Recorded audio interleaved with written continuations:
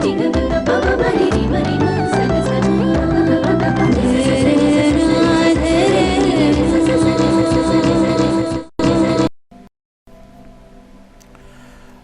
மித்ரா நிகழ்ச்சியோடு இணைந்திருக்கின்றோம். இப்பொழுது இரண்டாவது பகுதிக்குள் வந்திருக்கின்றோம். விசேட நேர்காணல் பகுதி மிக முக்கியமான ஒரு நேர்காணல் பகுதியாக அமையப் போகிறது. அதாவது இன்று ஜூன் மாதம் 5ஆம் தேதி இன்று சர்வதேச சுற்றுச்சூழல் தினம், சுற்றாடல் தினம். சர்வதேச ரீதியில் சுற்றாடலை பாதுகாப்பதற்கு, சுற்றாடலை பாதுகாக்க வேண்டியதன் அவசியத்தை வலியுறுத்தும் வகையில் இந்த தினம் பிரகடனப்படுத்தப்பட்டிருக்கின்றது.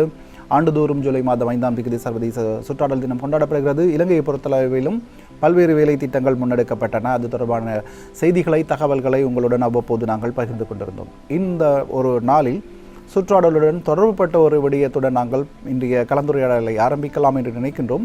சுற்றாடலிலிருந்து பல்வேறு விளைவுகள், பாதிப்புகள் மனிதனை வந்தடைந்து கொண்டே இருக்கின்றன. சுற்றாடலை நாங்கள் முறையாக பேணாமை காரணமாகவே அந்த நிலை ஏற்பட்டிருக்கின்றது.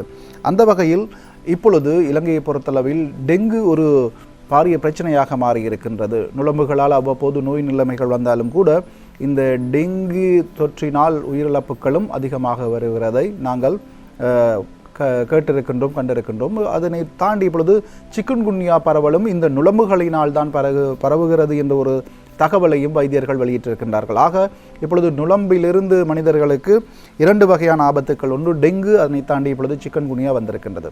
இன்றைய சுற்றாடல் தினத்தில் சுற்றாடலில் இருந்து அந்த ஆபத்துக்களை தவிர்த்துக் கொள்வதற்கு என்னென்ன விடயங்களை மேற்கொள்ள வேண்டும் என்ற விடயங்களை நாங்கள் அறிந்து கொள்வதற்காக, தெரிந்து கொள்வதற்காக சுகாதார அமைச்சின் தேசிய டெங்கு கட்டுப்பாட்டு பிரிவின் வைத்திய அதிகாரி டாக்டர் ஆர் இந்திரலிங்கம் அவர்களை கலையகம் அழைத்து வந்திருக்கின்றோம். வணக்கம் டாக்டர். டாக்டர், இன்று சர்வதேச சுற்றுச்சூழல் தினம் அனுஷ்டிக்கப்பட்டு கொண்டிருக்கின்றது. இலங்கையிலும் அது அனுஷ்டிக்கப்படுகிறது. பல்வேறு வேலை திட்டங்கள் முன்னெடுக்கப்படுகின்றன. இன்றைய தினத்தில் இந்த டெங்கு அல்லது சிக்கன்குனியா போன்ற நோய் நிலைமைகளிலிருந்து தன்னை பாதுகாத்துக் கொள்வதற்கு சுற்றுச்சூழலை எவ்வாறு நாங்கள் பேண வேண்டும், பராமரிக்க வேண்டும்? டெங்கு, சிக்கன்குனியா 2 நோய்களுமே நுளம்பின் மூலம், ஒரே வகையான நுளம்பின் மூலமே பரவுகின்றது. அது ஈடிஸ் வகை நுளம்பு. அதால் அந்த நுளம்பு கட்டுப்பாடு என்பது மிகவும் முக்கியமானது. நாங்கள் டெங்கு எடுத்துக்கொண்டால் 2024ஆம் ஆண்டின் ஆரம்பகால பகுதி வரை அதீத தொற்று நிலைமை காணப்பட்டது, அவுட்பிரேக் காணப்பட்டது. அதன் பின்னர் அவுட்பிரேக் என்று சொல்லி, அதாவது அதீத தொற்று நிலை ஏற்படவில்லை. அது அப்படியே குறைந்து வந்து அந்த குறைந்து வந்து இந்த மாதம் 2025ஆம் ஆண்டு ஜனவரி மாதம் கொஞ்சம் ஒரு அதை விட 2025ஆம் ஆண்டு மாசி பங்குனி மாதம் அளவில் மிகவும் குறைவடைந்திருந்தது. பின்னர் ஒரு நிலையான ஒரு அதிகரிப்பு காணப்படுகின்றது. ஆனால் அது அதீத அதிகரிப்பு அந்த தொற்று நிலைமைக்கு செல்லவில்லை, அதாவது அவுட்பிரேக் என்ற நிலைமைக்கு செல்லவில்லை. அதன் பின்னர் இப்போ இறுதியாக இருந்த சில வாரங்களில் ரத்தினபுரியில் ஒரு அவுட்பிரேக் ஏற்பட்டிருக்கிறது. மற்ற இடங்களில் ஒரு வளமையை விட கொஞ்சம் அதிகரித்து செல்கின்றது, ஒரு நிலையான அதிகரிப்பு காணப்படுகின்றது. ஆனால் அவுட்பிரேக் என்ற அளவுக்கு இன்னும் வரவில்லை. ஆனால் நாங்கள் இப்படியே இந்த நிலைமையை விட்டால் அது அதிக தொற்று நிலைமைக்கு சென்றுவிடும். அதனால் அதில் முக்கியமாக அந்த நுளம்பை கட்டுப்படுத்துவது தான் முக்கியமானது. ஏனென்று சொன்னால் டெங்கு என்ற நோய்க்கு ஒரு டெஃபினிட்டிவ், அதாவது ஒரு உறுதியான ஒரு வைத்திய முறை, அதாவது சிகிச்சை முறை இல்லை, அதுக்கு மருந்து கண்டுபிடிக்கப்படவில்லை. இந்த மருந்தை குடித்தால் இந்த நோய் மாறும் என்பதோ அல்லது இந்த வேக்சினை பாவித்தால் அந்த நோய் மாறும் என்ற ஒரு நிலைமை இல்லை, இதுவரை இல்லை. அப்போ அதால் அந்த நுளம்பை கட்டுப்படுத்துவதையே நாங்கள் செய்ய வேண்டும்.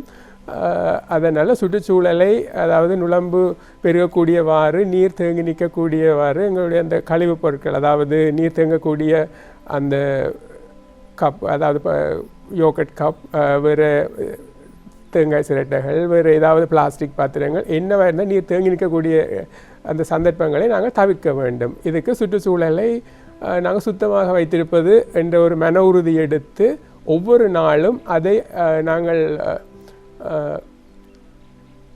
அதாவது செய்து கொண்டு நடைமுறைப்படுத்தினால் நாங்கள் அதனை வெற்றிகரமாக தவிர்க்கலாம். டாக்டர், இப்பொழுது அவுட் பிரேக் கொண்டு, அதாவது சடுதியான அதிகரிப்பு அல்லது கட்டுப்படுத்த முடியாத திடீர் அதிகரிப்பு என்ற ஒரு விடயத்தை பேசியிருந்தோம். இப்பொழுதும் கூட ரத்தினபுரியில் அவ்வாறான பதிவாகி இருப்பதாக தெரிய வருகிறது. அதற்கான காரணம் என்ன டாக்டர்? இப்படி சடுதியான அதிகரிப்பு ஏற்படுவதற்கு காரணம் என்ன? மனிதனுடைய தலையீடு அல்லது மனிதனுடைய செயற்பாடுகள் அதில் எவ்வாறு செல்வாக்கு செலுத்துகிறது அல்லது அதற்கான காரணம் என்ன? அதில் முக்கியமாக கூற வேண்டியது வந்து, எங்கள் எல்லோருக்கும் டெங்கு நோயை கட்டுப்படுத்துவதற்கு நுளம்பை கட்டுப்படுத்த வேண்டும் என்பது தெரியும். ஆனால் அந்த அறிவு காலங்காலமாக எங்களுடைய இந்த சோசியல் மீடியா சமூக வலைத்தளங்களூடாகவும் வேறு வழியிலையும் நாங்கள் அறிந்து கொண்டே இருக்கின்றோம். ஆனால் அதை நடைமுறைப்படுத்துவதில்லை. அதே போல சிறிது காலம் அதனுடைய பயம் விட்டு போனால் நாங்கள் அதை தொடர்ந்து நடைமுறைப்படுத்துவதை சில வேளை கைவிட்டு விடுவோம். இப்படியான சில சந்தர்ப்பங்கள் காணப்படுகின்றன. அத்துடன் கொழும்பு, அதாவது மேல் மாகாணத்தில் வந்து சில நிரந்தரமான சில அந்த கட்டுப்படுத்த முடியாத நிலைமை காணப்படுகின்றது. அதாவது வந்து சன நெருக்கம் கூட, அதாவது கொழும்பு எடுத்தால் அங்கே சன நெருக்கம் கூட, அத்துடன் அந்த நுளம்பு பெருகக்கூடிய இடங்களை நிரந்தரமாக நாங்கள் கட்டுப்படுத்த முடியாத ஒரு நிலைமை காணப்படுகின்றது. இப்போ அதாவது நீர் தேங்கக்கூடிய பாத்திரங்கள், அதாவது கண்டெய்னர்ஸை நாங்கள் அகற்றக்கூடியதாக இருக்கும். ஆனால் சில இடங்களில் அந்த நீர், அதாவது ஸ்டக்னேட் பண்ணி நிற்கிற, அதாவது அந்த தேங்கி நிற்கிற இடங்களை நாங்கள் நிரந்தரமாக அகற்ற முடியாது. இதனால் அங்கே ஒரு டெங்கு நிலைமை ஒரு அதிகரித்த ஒரு மற்ற இடங்களுடன் ஒப்பிடும் போது அதிக நிலையிலே காணப்படுகின்றது. ஆனால் அது இதைவிட இன்னும் கூடினாத்தான் நாங்கள் அதை அவுட் பிரேக் என்று சொல்லுவோம். டாக்டர், உண்மையில் இந்த கொழும்பு மாவட்டத்தை பொறுத்தளவில் டெங்கு இருந்தாலும் சரி, சிக்கன்குனியாவாக இருந்தாலும் சரி, குறிப்பாக டெங்கு அதிகரித்த மாவட்டமாக பதிவாகி இருக்கின்றது. மேல் மாகாணத்தில் தான் அதிக அளவிலான டெங்கு பெருக்கும். அதிலும் கொழும்பில் அதிக அளவிலானோர் பாதிக்கப்பட்டவர்களாக இடங்காணப்பட்டிருக்கிறார்கள். இதற்கு நிரந்தர தீர்வு அல்லது இதனை இயன்றளவு உச்சபட்சமாக கட்டுப்படுத்துவதற்கு உங்களால் சுகாதார அமைச்சு என்ற ரீதியில் ஏதேனும் திட்டங்கள் வகுக்கப்பட்டிருக்கின்றனவா, செயல்படுத்தப்பட்டிருக்கின்றனவா? அது நாங்கள் அந்த விட நடவடிக்கைகளை தொடர்ந்து செய்து கொண்டு வருகின்றோம். அதாவது இந்த டெங்கு நோயாளிகளின் எண்ணிக்கையை கட்டுப்படுத்துவதற்கு, அதாவது அந்த அறிவிக்கப்படுற அந்த நோயாளி எண்ணிக்கையை கட்டுப்படுத்துவதற்கும் நுளம்பு பெருக்கத்தை கட்டுப்படுத்துவதற்கும் நாங்கள் தொடர்ச்சியான நடவடிக்கைகளை மேற்கொண்டு வருகின்றோம். அதில் முக்கியத்துவமானது நுளம்பு கட்டுப்பாடு. அந்த நுளம்பு கட்டுப்பாடு நாங்கள் காலத்துக்கு காலம், அதாவது அடிக்கடி நாங்கள் அதாவது சமூக வைத்தியவியல் துறையினூடாக இது நடைமுறைப்படுத்தப்படுகின்றது. அந்த அவர்களுடைய செய்ய வந்த நடவடிக்கைகளை நாங்கள் தொடர்ந்து அவர்களை வழிப்படுத்தி கொண்டு இருக்கின்றோம்.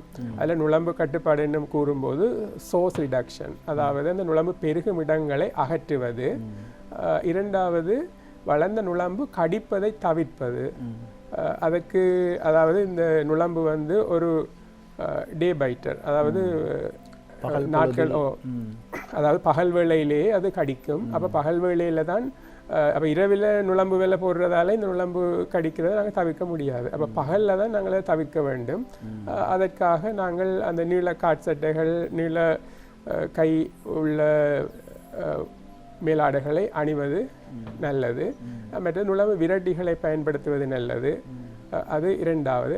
அதாவது இதில் வந்து மிகவும் சிறந்தது வந்து நுளம்பு பெருக்கத்தை அதாவது நுளம்பு பெருகிற இடங்களை அகற்றுவது. அதாவது நுளம்பு பெருக முன்னரே அதை அகற்றுவது. அடுத்த நுளம்பு பெருகினால் அதற்கு புகையடிப்பது போன்ற முறைகளும் கையாளப்படுகின்றன. இதைவிட அந்த வோல்பெக்கியா என்ற பாக்டீரியா, அந்த பாக்டீரியாவை அந்த நுளம்புக்கு தொட்ட வைத்து அந்த பாக்டீரியா தொட்டிய நுளம்பில் அந்த டெங்கு வைரஸ் பெருகிற தன்மை இல்லாமல் போகும். அப்போ அதுக்குரிய அந்த நடவடிக்கைகளும் போய்கொண்டிருக்கின்றது.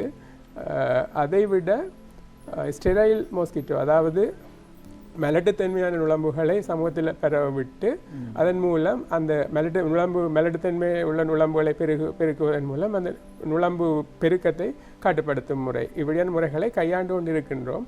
ஆனால் இது வந்து ஒரே முறையில் நாங்கள் ஒழிக்க முடியாது. நாங்கள் இது தொடர்ச்சியாக செய்து கொண்டிருக்க வேண்டிய ஒரு நடவடிக்கையாக காணப்படுகின்றது. உண்மையில் டாக்டர், நீங்கள் கூறியது போல் அந்த டெங்கு நுளம்புகள் கூட தன்னுடைய அழகு அமைப்புகளை மாற்றிக்கொண்டு போவதனால் அதனை அழிப்பதற்கு பிற பொருள் எதிரியை பயன்படுத்துவதில் வைத்தியத்துறையில் சிக்கல் நிலவுகிறது. அதை முற்றாக அளிப்பதில் சிக்கல் இருக்கிறது. கட்டுப்படுத்துவதுதான் எமது செயல் திட்டமாக இருக்கிறது. அடுத்து டாக்டர், நாங்கள் பார்க்கலாம் இப்பொழுது பொதுவாக பொது இடங்களில் தான் அதிகமான இந்த நுளம்பு பெருக்கம் அதிகமாக இருக்கின்றது. சிலதுகள் கைவிடப்பட்ட காணிகள், அதே போல பாடசாலைகள், பொது இடங்கள், சமய தலங்கள். அதற்கான பிரதான காரணம் என்ன டாக்டர்? அதற்கு என்ன செய்ய வேண்டும்? உடனடி தீர்வாக என்ன செய்ய வேண்டும்? அதுக்கு உரியவர்கள் அந்த பொறுப்பை எடுத்து, அதாவது அந்த பொது இடங்களில் அதுக்குரிய பொறுப்பை ஒருவர் எடுத்து அதை வினைத்திறனுடன் செய்ய வேண்டும். இதே முறைதான், அதாவது அந்த நுளம்பு பெருக்கத்தை கட்டுப்படுத்துவது என்பதும் அந்த நுளம்பு பெருகிறக்குரிய இடங்களை உருவாகுவதை தவிர்ப்பது என்பதும். அப்போ இதில் அவங்க அந்த வேஸ்ட் டிஸ்போசல், அதாவது எங்களுடைய இந்த கழிவு அகற்றல் முறையை சிறந்த முறையில் செய்கிறதும், நீர் தேங்கி நிற்கும் இடங்களை தவிர்ப்பது. இப்போ நுளம்பு இது நன்னீர் தேங்கி இருக்கிற க்ளீன் வாட்டர் இருக்கிற இடங்கள்ல அது பெருகும். அப்போ அந்த இடங்களை தவிர்ப்பது சிறந்தது.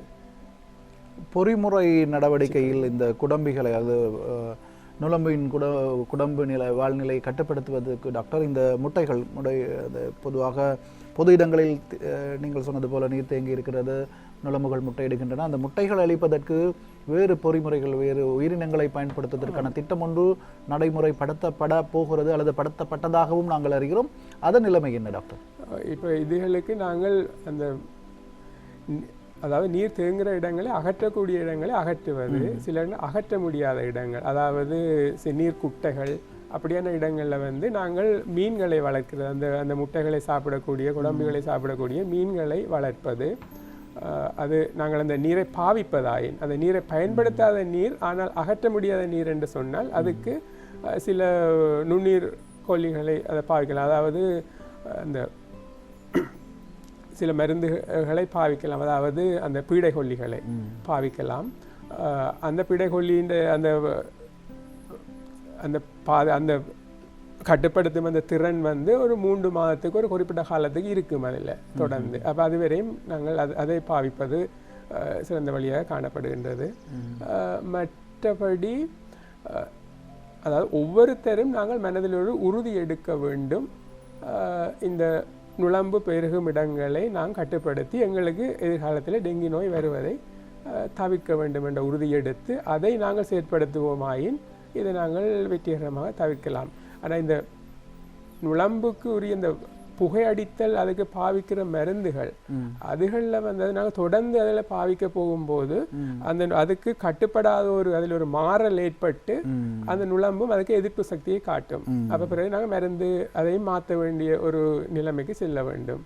நீங்கள் கூறுவது அந்த இசைவாக்கம் அடைதல் என்பது, இப்பொழுது நுளம்பு புகையடித்தல் நாங்கள் பரவலாக நாங்கள் பார்த்து கொண்டிருக்கின்றோம். புகையடித்தல் கொழும்பு உள்ளிட்ட பகுதிகளில் நடைபெறுகின்றன. அதற்கு அந்த இசைவாக்கப்பட்டு விட்டனவா? அந்த புகையடித்தல் சாத்தியப்பாடான விடயமாக இருக்கிறதா டாக்டர் உங்களுடைய அவதானிப்பில்? புகை அடிக்கும் நிலைமைக்கு செல்வதற்கு முன்னர் நாங்கள் அந்த சோர்ஸ் ரிடக்ஷன், அதாவது நிலைமை பெறுகிற இடங்களை தவிர்ப்பது தான் சிறந்தது. அதாவது புகையடித்தல் நாங்கள் அது கண்டபாட்டுக்கு செய்ய முடியாது. அது சரியான சில அதாவது இண்டிகேஷன்ஸ் இருந்தால் தான் நாங்கள் அதை செய்யலாம். அப்படி இல்லாமல் நாங்கள் அதை கட்டுப்பாடு இல்லாமல் பயன்படுத்த போனால் நுளம்பு, அதுக்குரிய எதிர்ப்பான நுளம்புகள் உருவாகுவதை நாங்களே செயற்படுத்துவதாக அந்த நிலைமை. அது இப்பொழுது இந்த புகையடித்தல் என்பது டாக்டர் வெறுமனே குடம்பிகள் முட்டைகளுக்கு அல்ல, நுளம்புகளுக்காகத்தான் செய்கிறோம் என அதை கவனமாக கையாள வேண்டும். டாக்டர், நீங்கள் கூறியது போல ஒவ்வொருவரும் தன்னுடைய பொறுப்பை உணர்ந்து செயல்பட்டால் இதனை அளிக்கலாம். பொது இடங்கள் இருக்கின்றன, பொது இடங்களில் கூட இவ்வாறான நுளம்பு பெருக்கத்திற்கு அதிகமான காரணங்கள் இருக்கின்றன. நீங்கள் ஏற்கனவே கூறினீர்கள் இந்த டெங்கு நோயை பரப்பும் நுளம்பு தான் சிக்கன் குனியாவையும் பெருக்குகிறது என்று. இந்த சிக்கன் குனியாவின் தற்போதைய நிலைமை இலங்கையில் அதிக அளவில் பேசப்படுகிறது. ஒரு ஆபத்தான நிலையை இன்று கூட அறிவிக்கப்பட்டிருந்த விடயங்களை நாங்கள் அவதானிக்கக்கூடியதாக இருக்கின்றது. சிக்கன் குனியாவின் நிலைமை எப்படி இருக்கிறது டாக்டர்? அறிகுறிகள் என்ன? அதனை சிக்கன் குனியா இலங்கையில் முதல் 1960ஆம் ஆண்டு ஒரு அவுட் பிரேக் அதிகரித்த தொற்று நோயாளிகள் அறிவிக்கப்பட்டிருக்கின்றார்கள். அதில் முக்கியமாக சிக்கன் குனியாவும் டெங்கியும் ஒரே நுளம்பின் மூலமே பரவுகின்றது. தற்பொழுது ஏற்பட்ட அதிகரித்த நிலை காரணம் அந்த சிக்கன்குனியா வைரஸில் ஏற்பட்ட ஒரு மாறல். ஆனால் அதில் சிக்கன்குனியாவில் வந்து அறிகுறி ஆரம்பத்தில் எல்லாம் ஒரே மாதிரி தான், வைரஸ் காய்ச்சல் என்று சொல்லிக்கல, காய்ச்சல் உடல் வலி காணப்படும். அதைவிட சிக்கன்குனியாவில் சில மூட்டு வலிகள் காணப்படும், தலைவலி முதுகுவலி என்பனவும் காணப்படலாம். இது பொதுவாக காணப்படுறது. அதைவிட சிலருக்கு தோல் ரேஷஸ் அதாவது நோய்கள் ஏற்படலாம்.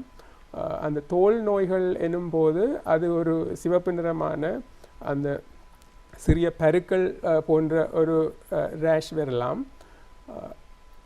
அதைவிட அதாவது இந்த தோல் மடிப்புகளுக்கு இடையில், தோல் மடிப்புகள் எனும்போது அக்கிள் பகுதி, மற்றது கால் இடை, அதாவது அந்த கவடு என்று சொல்லார்கள், அந்த இடை, அப்படியே அந்த ரெண்டு தோல் முட்டுற அந்த இடங்களில் வந்து சில வேளை சில தொப்பளங்கள் அந்த மாதிரி, அதாவது அந்த பிளிஸ்டர்ஸ் ஏற்படலாம், கொப்பளங்கள் ஏற்படலாம். அதைவிட ஃபோட்டோ சென்சிட்டிவ் ரேஷ், அதாவது ஒளி பட்டால் அந்த வெளிச்சத்துக்கு சென்சிட்டிவான ரேஷ், அது கருப்பாக வரும், அப்படியான ரேஷஸும் ஏற்படலாம். ஆனால் இது குறைவு. அதைவிட சிறியவர்கள், அதாவது 1 வயதுக்கு குறைந்தவர்களுக்கு மூளை பாதிப்பும் ஏற்படலாம். ஆனால் இதுவரையிலும் ஏற்படவில்லை இலங்கையில். அதைவிட வேறு மற்ற உறுப்புகள் பாதிப்புகளும் ஏற்படலாம். வேறு நோய் உள்ளவர் இருந்தீர்கள். இது ஆரம்பத்தில் டெங்குக்கு ஒப்பான ஒரு விளைவுகளை வெளிப்படுத்தி இருந்தாலும் கூட அது டெங்கு இல்லை என்று உறுதிப்படுத்திய பிறகுதான் அதற்கான மாத்திரைகளை நாங்கள் கையாள ஆரம்பிக்கின்றோம், நிவாரணங்களை எடுத்துக்கொள்ள ஆரம்பிக்கின்றோம். இந்த டெங்கி சிக்கன்குனியா தொற்றாளர்கள் கிட்டத்தட்ட 3 வாரங்கள் இருந்து நீங்கள் சொன்னது போல் 6 மாதம் அல்லது 1 வருடங்கள் கூட சிலரை உடல்நிலையை பொறுத்தளவில் பாதிப்பு ஏற்படலாம். இந்த சிக்கன்குனியா தொற்றாளர்கள் எவ்வகையான செயற்பாடுகளில் ஓய்வு அல்லது பாதிக்கப்பட்டவர்கள் ஓய்வு நிலையருடைய அன்றாட பணிநிலைகளில் எவ்வாறு இருக்க வேண்டும்? பொதுவாக பாதிக்கப்பட்ட ஒருவர் மருந்து மாத்திரைகளை உட்கொண்டு இருக்கின்றார், அவருடைய அன்றாட வாழ்க்கை அதற்கு அடுத்த கட்டம் எவ்வாறு இருக்க வேண்டும் டாக்டர்? இந்த சிக்கன்குனியா தொற்று உள்ள காலத்தில் அவர்கள் ஓய்வில் இருப்பது நல்லது. அதிகரித்த உடற்பயிற்சி வந்து அந்த மூட்டு வலிகளை கூட்டலாம். ஒரு அளவான உடற்பயிற்சி செய்யலாம், அதாவது அவர்கள் சிறிய நடக்கலாம், சிறிய அந்த மூட்டு அசைவுகளை செய்யலாம். கடுமையான உடற்பயிற்சி செய்வதை தவிர்ப்பது நல்ல, அந்த மூட்டு வலியை அது கூட்டிவிடும். மற்றபடி அதற்குரிய வலி நிவாரணிகளை எடுத்து, அதை விட அந்த மூட்டு அழற்சிக்குரிய அந்த மருந்துகள், அதாவது ஸ்டீராய்ட்ஸ், மற்றது அதாவது அந்த ஸ்டீராய்ட்ஸ் இல்லாத வேறு மருந்துகளும் உள்ளன, அவற்றையும் அதை பாவிக்கலாம், வைத்திய ஆலோசனையுடன் பாவிக்கலாம். இதை அந்த மூட்டு வலி, அதாவது மூட்டு வலி என்பதும் வந்து அவர்கள் எந்த ஜாயிண்டை அவர் வளமையாக கூடுதலாக பாவிக்கிறார்களோ அந்த மூட்டுகள் தான் அவர்கள் பாதிக்கப்படும். இப்போ அதாவது இந்த கை விரல்களை கூடுதலாக பாவிக்கிற தொழில் செய்பவர்களுக்கு இந்த கை விரல்களில் உள்ள மூட்டுகள் கூடுதலாக பாதிக்கப்படும். அதைவிட இந்த செக்யூரிட்டி அல்லது போலீஸ் ஆஃபீஸர்ஸ் என்று சொன்னால் அவைக்கு முதுகுவலி, கால் முழங்கால் அந்த மூட்டுகள் பாதிக்கப்படலாம். இது எல்லாத்துக்கும் அந்த மூட்டு அழற்சிக்குரிய, அதாவது மூட்டு வாதத்துக்குரிய மருந்துகள் எடுக்க வேண்டி இருக்கும்.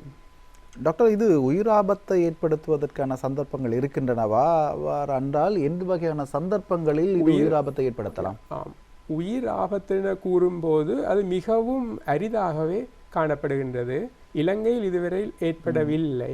ஆனால் அறிவிக்கப்பட்டுள்ளது, அதாவது 65 வயதுக்கு மேற்பட்டவர்கள், 1 வயதுக்கு குறைந்தவர்கள், மற்றது வேறு நோய்களின் பாதிப்பு ஏற்கனவே இருப்பவர்கள், அதாவது வேறு உறுப்புகள் பாதிக்கப்பட்டு, அதாவது கிட்னி, இதயம், ஈரல் பாதிக்கப்பட்ட நோயாளிகளுக்கு அது அதிக பாதிப்பை ஏற்படுத்தலாம் என கூறப்படுகிறார். இலங்கையில் இதுவரை அறிவிக்கப்படவில்லை. டாக்டர், இப்பொழுது நாங்கள் பார்த்தோம், நீங்கள் கூறியிருந்தீர்கள் இந்த நுளம்பு தான் இதுக்கு பிரதான காரணமாக இருக்கிறது. டெங்கு என்றாலும் சரி, சிக்கன்குனியா என்றாலும் சரி. ஒரு வீட்டில் ஒருவருக்கு சிக்கன்குனியா பாதிப்பு ஏற்படுகிறது, அப்பொழுது அந்த நுளம்பிலிருந்து தான் அவருக்கு அந்த பாதிப்பு தாக்கம் ஏற்பட்டிருக்கின்றது. அவ்வாறு ஒருவர் கண்டறியப்பட்டால் அந்த குடும்பத்தினர் அல்லது அந்த சூழலை நாங்கள் எவ்வாறு உடனடியாக நோய் பெருகாமல் இருப்பதற்கு நடவடிக்கை மேற்கொள்ளணும்? குறிப்பாக அந்த வீடு, அது வீட்டை சூழ உள்ள அந்த நுளம்பு அங்கு தான் இருக்க போகிறது, என்ன செய்ய வேண்டும் டாக்டர் உடனடியாக? முதல்ல நோயாளியை தனிமைப்படுத்த வேண்டும். அதாவது காய்ச்சல் உள்ள ஒருவரை நுளம்பு வலைக்குள்ளேயே அவரை பகல் பொழுதில் இருக்க விடுவது நல்லது. அவர் சமூகத்திற்கு அந்த வைரஸை பரப்பி விடுவார். அதாவது சமூகத்தின் போது அது நுளம்புக்கு பரப்பி விடுவார். அந்த நுளம்பின் மூலம் மற்றவர்கள் தொற்றக்கூடிய சந்தர்ப்பங்கள் காணப்படுகின்றது. இதுவும் டெங்கு நோயை போல ஒரு நோட்டிஃபையபிள் டிசீஸ், அதாவது அறிவிக்கப்பட வேண்டிய ஒரு வருத்தம். அதை அதாவது அந்த இடத்துல இப்போ அதில் உள்ள அடல், அதாவது வளர்ச்சியடைந்த நுளம்புகளில் அந்த வைரஸ் காணப்படுகின்றது. அப்போ அந்த இடங்களுக்கும் இந்த புகையடித்தல் போன்ற நடவடிக்கை செய்ய வேண்டும். புகையடித்தல் மூலம் கொல்லப்படுவது வளர்ந்த நுளம்புகள் தான். அதன் மூலம் நுளம்பு குடம்பிகளையோ முட்டைகளையோ அழிக்க முடியாது. அப்படியான இடங்களில் நாங்கள் அதாவது மானிட்டர், அதாவது சரியான முறையில் கண்காணிப்பின் கீழே அந்த புகையடித்தலை செய்வது, மக்கள் நுளம்பு கடிப்பதை தவிர்ப்பது, இவையே அங்கு செய்ய வேண்டியது. மற்றது நோயாளியை தனிமைப்படுத்த வேண்டும். அதாவது அந்த காய்ச்சல் இருக்கிற பீரியட் அதை செய்ய வேண்டும். டாக்டர், நீங்கள் களத்தில் இந்த நுளம்பு ஒழிப்பு பணிகளில் களத்தில் நீண்ட காலமாக பணியாற்றி இருக்கின்றீர்கள், ஆலோசனைகளை வழங்கியிருக்கின்றீர்கள், ஆய்வுகளை மேற்கொண்டிருக்கின்றீர்கள். இப்பொழுது இந்த நுளம்பு பெருக்கத்துடன் தொடர்புடைய பல விடயங்கள் நீங்கள் கண்டிருந்திருப்பீர்கள். அதாவது நீங்கள் சொன்னது போல பொறுப்பாக நாம் என்னதான் செய்தாலும் கூட மற்றவர்கள் பொறுப்பில்லாமல் இருந்தால் அதன் பாதிப்பு அல்லது தாக்கத்திற்கு நாங்களும் உள்ளாகின்றோம். அவ்வாறு பொறுப்பற்று இருக்கும் சில நபர்களை நாங்கள் அறிகின்றோம். அவர்களுக்கு சட்டத்தின்படி என்ன விடயங்கள் மேற்கொள்ளப்படுகின்றன? அவர் அவ்வாறு நுளம்பு பெருக்கத்திற்கு ஏதுவாக ஒரு சூழலை வைத்திருந்தால் அவர்களுக்கு சட்ட ரீதியான என்ன நடவடிக்கைகளை மேற்கொள்ளலாம் டாக்டர்? அவர்களுக்கு அதாவது ரெட் நோட்டீஸ், சிவப்பு அறிவிப்பு கொடுத்து அவர்கள் ஒரு குறிப்பிட்ட காலத்துக்குள் அந்த நுளம்பு அதாவது பொட்டென்ஷியல் ப்ரீடிங், அந்த நுளம்பு பெருகக்கூடியவாறு வைத்திருந்தால் அவர்களை அதை திருத்தி அந்த இடங்களை சரிப்படுத்தி சுத்தப்படுத்தி ஒரு குறிப்பிட்ட நாளில் அந்த கிட்ட உள்ள சுகாதார வைத்திய அதிகாரி அலுவலகத்துக்கு அவர்கள் அறிவிக்க வேண்டும். ஆனால் இப்போ நுளம்பு பெருகி நுளம்பு குடம்பி காணப்பட்டால் அவர்களுக்கு ஒரு ஃபைன், அதாவது ஒரு தண்டப்பணம் அறவிடப்படும். அதைவிட கோர்ட், அதாவது நீதிமன்ற வழக்குகளும் அவர்களுக்கு எதிராக போடப்படக்கூடிய சந்தர்ப்பங்கள் காணப்படுகின்றது. டாக்டர், இப்பொழுது ஒரு பொறுப்பு என்ற வகையில் நான் ஒரு சூழலை சுத்தப்படுத்துகின்றேன் என்பதை தாண்டி ஒரு வளவு இருக்கின்றது, அதில் மற்றவர்களுக்கு சொந்தமானது எனக்கு பிரவேசிக்க முடியாத ஒரு நிலை காணப்படுகிறது. அப்பொழுது அங்கு நுளம்பு பெருக்கத்துக்கு ஏதுவான நிலைகள் காணப்படுகின்றன. அவ்வாறான ஒரு விடயத்தை ஒரு பொதுமகன் அறியும் பொழுது, காணும் பொழுது எவ்வாறான செயற்பாடுகளை சுகாதார அதிகாரிகளுக்கு எவ்வாறு தகவல் வழங்குவது, அவர்களுக்கான பொறுப்புகள் அந்த இடத்தில் எவ்வாறு இருக்கின்றன டாக்டர்? இதை அவர்களுக்கு கிட்ட உள்ள சுகாதார வைத்திய அதிகாரி பிரிவுக்கு அறிவிக்க வேண்டும். அதன் பின்னர் அவர்கள் அதற்குரிய நடவடிக்கைகளை செய்வார்கள். அல்லது அந்த இடத்தில் உள்ள பொது சுகாதார பரிசோதகர், அதாவது PHI, அவர்களுக்கும் அறிவிக்கலாம். இப்பொழுது டாக்டர், ஒரு சிக்கன் குனியாவை பரப்பும் ஒரு நுளம்பு இருக்கின்றது. நுளம்பு ஒரு எத்தனை பேருக்கு அதன் வாழ்நாளை எடுத்துக்கொண்டாலும் சரி, அந்த வாழ்நாளை எடுத்துக்கொண்டால் எத்தனை பேருக்கு நோய் காவியாக செயல்படுவதற்கு அந்த நுளம்புக்கு எத்தனை பேரை தாக்கக்கூடிய வல்லமை இருக்கிறது, நோயை பரப்பக்கூடிய ஆற்றல் இருக்கிறது? அவ்வாறு இது டெங்கு மாதிரி தான். அந்த நுளம்பு இருக்கிற 200 மீட்டர் சுற்றுவட்டத்துக்குள்ள அது அந்த நோயை பரப்பும். அந்த நுளம்பு ஒரு வளர்ச்சியடைந்த நுளம்பு பொதுவாக ஒரு 5-6 வாரங்களுக்கு உயிருடன் இருக்கும். அது வரைக்கும் அது பரப்பக்கூடிய இயலுமை அல்லது வாய்ப்புகள் இருந்தால் அதனுடைய செயற்பாடுகளை மேற்கொள்ளும். டாக்டர், இப்பொழுது இந்த கடந்த வாரம் கூட விசேட டெங்கு ஒழிப்பு வாரம் அல்லது நுளம்பு ஒழிப்பு வாரம் மேற்கொள்ளப்பட்டது. அந்த காலப்பகுதியில் உங்களால் சுகாதார அமைச்சினால் முன்னெடுக்கப்பட்ட பணிகள் என்ன டாக்டர்? முக்கியமாக என்னென்ன இலக்குகள் அடையப்பட்டன? இது அதாவது கடந்த வருடங்களைப் போல நாங்கள் அந்த அவுட்பிரேக் அதீத தொற்று ஏற்பட்ட நிலையில் நாங்கள் இந்த முறை செய்யவில்லை. அதாவது ரத்தினபுரியில் ஏற்பட்ட ஒரு அவுட்பிரேக், அது அதிகரித்த நிலை ஒன்று காணப்பட்ட. மற்ற இடங்களில் அவ்வாறான நிலைமை இல்லை. இருந்தாலும் அந்த மேலதிக அதிகரிப்பை தவிர்ப்பதற்காக எமது வளமையான டெங்கு ஒழிப்பு வாரம் என சில நாட்களை அறிமுகப்படுத்தி அங்கு அதாவது முப்படையினர் என்ற உதவியோடு அந்த பிரதேசத்துக்குரிய, அதாவது முதல் ஹை ரிஸ்க், அதாவது அதீத ஆபத்துள்ள பிரிவுகள், அதாவது மாவட்டங்களை நாங்கள் தெரிவு செய்து அந்த மாவட்டங்களில் நாங்கள் இப்படியான நடவடிக்கைகளை முப்படைகளின் உதவியுடன் செய்து வருகின்றோம். அது காலத்துக்கு காலம் அது செய்து வருகின்றோம். இதன் மூலம் மேலதிகமாக அந்த நுளம்பு பெருக்கத்தை கட்டுப்படுத்தி அந்த டெங்கு நோய் பரவலை கட்டுப்படுத்துவதற்கு ஒரு நடவடிக்கையின் ஒரு பகுதியாக காணப்படுகின்றது. டாக்டர், வைத்திய அதிகாரி என்ற வகையில் இந்த நுளம்புகளை பொதுவாக டெங்கு என்றாலும் சரி, சிக்கன்குனியா என்றாலும் சரி, இந்த பரவலில் இருந்து தற்காத்துக் கொள்வதற்கு ஒரு தனி மனிதன் அல்லது ஒரு குடும்பம் என்ன நடவடிக்கை அடிப்படையிலிருந்து மேற்கொள்ள வேண்டும் என்ற ஒரு விடயத்தை நீங்கள் எமது சொந்தங்களுக்காக சொல்ல வேண்டும் டாக்டர். இங்கு முக்கியமான விடயம் இது சொல்லது நாலேஜ் ஆட்டிடியூட் ப்ராக்டிஸ். அதாவது ஒருவருக்கு இதை பெண்ண சம்பந்தமான நாலேஜ், அதாவது அறிவு இருந்தாலும் அவர் அதை நடைமுறைப்படுத்துவர் என்பதற்கு உறுதி இல்லை. அதாவது இப்போ ஒருவருக்கு அதாவது நுளம்பு கட்டுப்படுத்தினால் இந்த டெங்கு பரவலை கட்டுப்படுத்தலாம், அதே மாதிரி இது வேறு நடவடிக்கைகள் இருந்தால் அவர்களுக்கு அறிவு இருந்தாலும் அந்த அவர் தன்னுடைய அறிவை பயன்படுத்தி அதை செயற்படுத்துவார் என்று சொல்லி ஒரு நிலை இல்லை.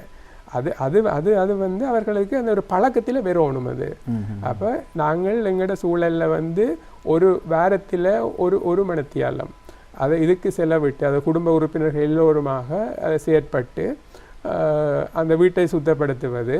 அதை விட முக்கியமானது ஒவ்வொரு முறையும் நாங்கள் கழிவை அகற்றும் போது நாங்கள் சிந்திக்க வேண்டும். அதாவது இதை நாம் என்ன முறையில் அகற்ற வேண்டும் என்று சொல்லி, அது சூழலை சுத்தமாக வைத்திருக்க வேண்டும், நுளம்பு பெருகாமல் இருக்க வேண்டும் என்றால் நான் இதை எவ்வாறு கையாள வேண்டும் என்பதை அவர்கள் சிந்தித்து ஒவ்வொரு முறையும் கழிவகற்றும் போது அவர்கள் அந்த மன உணர்வுடன் கான்ஷியஸாக இருக்க வேண்டும்.